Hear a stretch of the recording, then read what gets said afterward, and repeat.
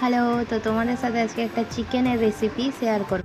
আজকে বাইরে প্রচুর বৃষ্টি হচ্ছে, তাই ভাবলাম একটু ফ্রাইড রাইস আর চিকেন কষা করা যায়। তো চিকেন কষার জন্য গরম মশলা দিয়ে তারপরে পেঁয়াজ দিয়ে দিয়েছি। পেঁয়াজটা হালকা ভাজা হয়ে গেলে এখানে ক্যাপসিকাম দিয়ে তারপরে একটু ভাজা ভাজা হয়ে গেলে দিয়ে দিলাম এখানে রসুনটা একটু ভাজা হয়ে গেলে দিয়ে দেবো আদা।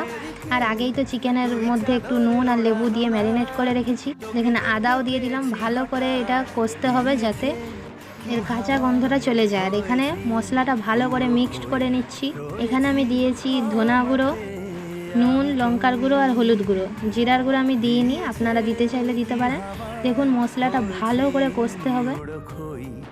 মশলাটা ভালো করে কষাতে হবে যাতে তেল ছেড়ে যায় সুন্দরভাবে। এখানে তেল ছেড়ে গেছে। মশলাটা সুন্দরভাবে কষানোর পর আমি মাংসগুলো দিয়ে দিলাম। মাংসে আগের থেকে লেবু আর নুন মাখিয়ে রেখেছিলাম, তো মাংসটা দিয়ে ভালো করে কষাবো। আজকে বাইরের ওয়েদারটা খুবই সুন্দর, বাইরে প্রচুর বৃষ্টি আর বাড়ির ভেতরে ঘরের ভেতরে চিকেন কষা আর ফ্রাইড রাইস। কার কার ভালো লাগে কমেন্ট করে জানাবেন। এখানে চিকেনটা বারবার নাড়াচাড়া করতে হবে, নাহলে কিন্তু নিচে লেগে যাবে।